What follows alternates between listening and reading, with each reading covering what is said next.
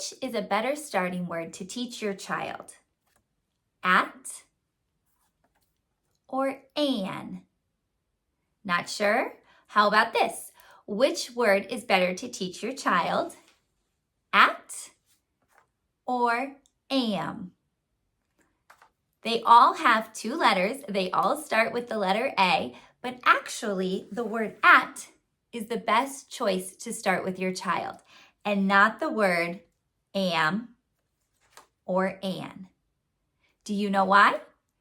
My name is Erin, and I am from littlestufflearning.com.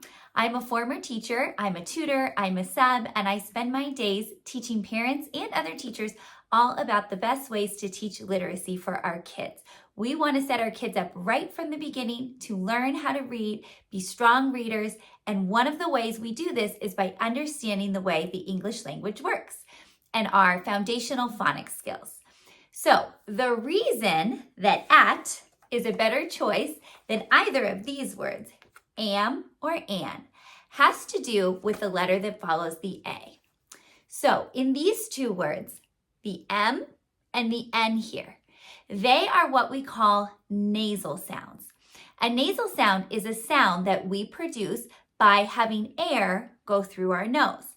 If we don't have air going through our nose, we can't make the sound. So this is what I always teach my students. I tell them, say this sound right here. That's right. Now plug your nose and say it again. It's so much harder to say it because you don't have the air going through your nose. Same thing for this sound. Say this sound right here, and they will say, And then I say, okay, plug your nose, say it again. You can't make that sound in the same way because you don't have air going through your nose. So M and N, these letters represent what we call nasal sounds, the and n. So why is this important? Well, the reason it's important is because if we have the letter A in front of a nasal sound, it's going to change the sound of the letter A. We like to say that it makes the A whiny. It makes it sound much whinier. So in the word at, we have pure sounds. We've already taught our little one that short vowel A represents A, like in apple. And so they know when they see this, they can touch that sound dot and they can say ah. And they'll see this one and they know this is t, like tiger. At. They can blend it really clearly because each of these letters is representing its pure sound. At. But let's see what happens when we try that with a nasal sound. So right here, we have But is that how we pronounce it? No, we don't say it that way. We have to have the A representing a whinier sound. And the way I say it, I know everyone has different accents, but the way I say it is am.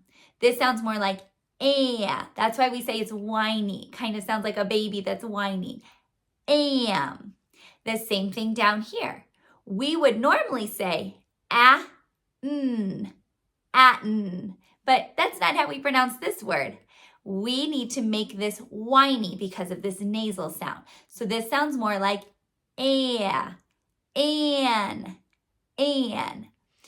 That's why when you are first teaching your little one how to read, you don't want to start with either of these two words. The blending process is really key for kids understanding how to read. They need to be able to hear that when they say the sounds and they push them together fast, they're saying a word, a real word. And in this case, that's not what's going to happen. They're going to say these sounds and they're going to be so confused why it's not representing the word that they want to be saying. And it's because M and N are nasal sounds.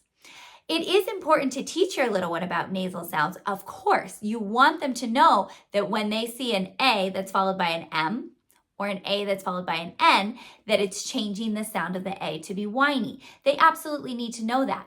But that shouldn't be the first short vowel A word that you introduce because that is going to be confusing to them. So stick with short vowel A words that have a more pure sound, like this one, at. That's also why once we get into these high frequency words that have more letters, they have A's in the middle, such as can. This is going to be another one that can trip kids up because they're going to see the k, cotton. And if you haven't already taught them about the whiny A, that's really going to trip them up. So make sure before you introduce words like this, you are introducing words like this that have the pure sound. Had. This one has a pure short vowel A sound, so it's going to be easier for your little one to decode, to blend those sounds together. So that is a quick tip for you today. I'm sure you've seen lots of workbooks and alphabet books and alphabet worksheets that have words like am and an on them. Or you see stories that have words like Sam or tan. Those, like I said, are going to be important, but just don't start there. You want to make sure you start with the short vowel A that's pure before you introduce the whiny A that's in front of the nasal sound. Well, I hope this video was helpful. That's all I have for you today. If you have any questions about this phonics rule or anything else when it comes to teaching your child to read, I would love to be a resource for you. Please reach out. You can find me on my website, littleslovelearning.com.